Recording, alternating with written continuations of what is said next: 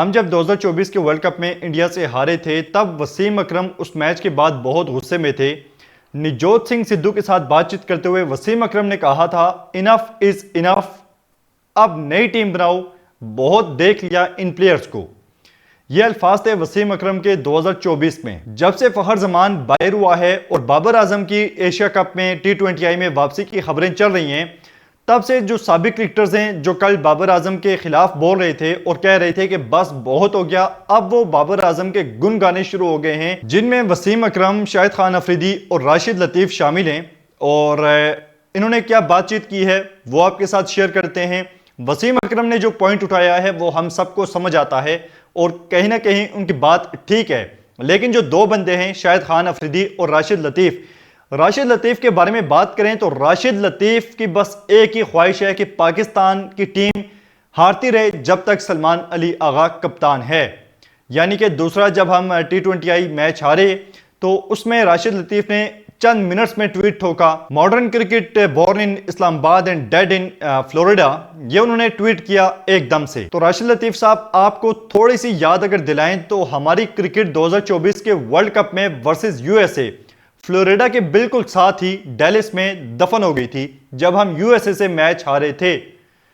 तब जो है वो क्या हालात थे। अल्हम्दुलिल्लाह अभी नई टीम है और आहिस्ता आहिस्ता बिल्ड हो रही है।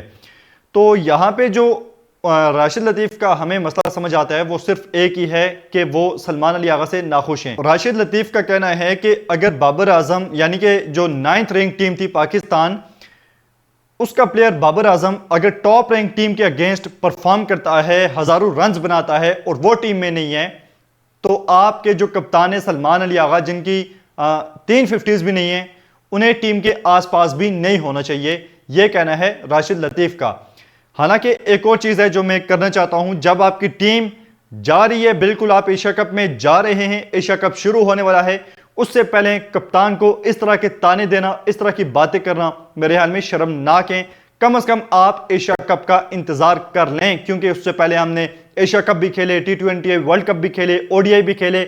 जिस तरह से हम आ रहे थे, आपको थोड़ा सा हौसला करना चाहिए। सलमान अली आगा अभी तक किसी भी बड़े इवेंट में टीम को लेकर नहीं गया, तो थोड़ा हौसला रखें। अब बात करें शाहिद खान अफरीदी साहब की, जो कहते हैं कि अगर इन प्लेयर्स का स्ट्राइक रेट यही है और इनकंसिस्टेंट भी हैं तो इससे बेहतर है कि आप बाबर आजम को ही खिला लें। ठीक है, आपकी बात कुछ हद तक समझ आती है कि इस वक्त क्योंकि फखर जमान नहीं है तो दुबई की विकेट्स पे बाबर को लेके आ जाना एक अच्छा फैसला हो सकता है और विकेट्स बाबर को सूट कर सकती हैं।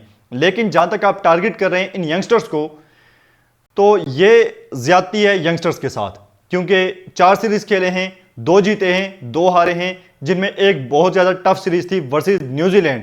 और ये बिल्कुल यंग प्लेयर्स हैं। हसन नवाज को आप देख लें जिस तरह से वो खेलता है। शाहिद खान अफरीदी ने बोला है कि स्ट्राइक रेट, मसला स्ट्राइक रेट का नहीं है, मसला है कि आपका माइंड सेट क्या है।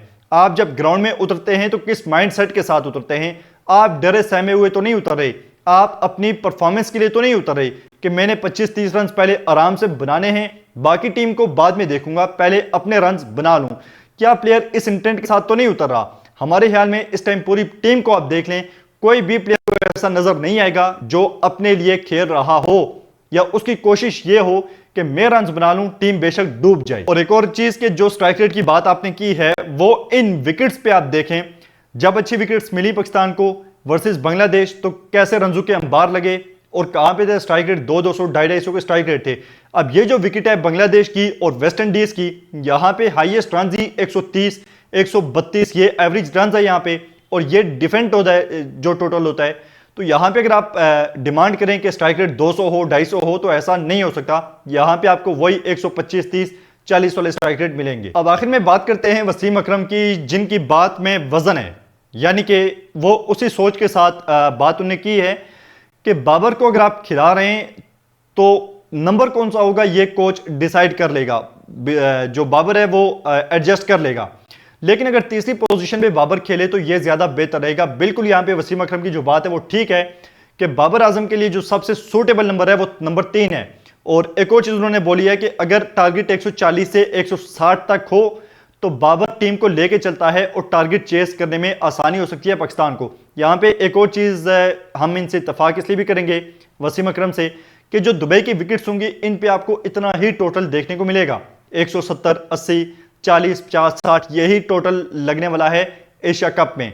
तो इसलिए बाबर का टीम में होना पाकिस्तान के लिए फायदेमंद साबित हो सकता है। तो वीडियो के आखिर में बस मैं आपको यह बताना चाहता हूं कि कुछ लोग वो हैं जो अपनी अना, जिद, हसद की वजह से बात करते हैं, तो वो हैं जो बात करते हैं पाकिस्तान की टीम की बेहतरी के लिए कि कैसे कौन सी चीज हम बेहतर कर सकते हैं। और कुछ ऐसे लोग हैं जो डायरेक्ट टारगेट करते हैं कप्तान को और इन यंगस्टर्स को, जिन्हें हमें बैक करना पड़ेगा और ये प्लेयर्स हमें इंशाल्लाह एक बड़ा इवेंट जीत कर दिखाएंगे।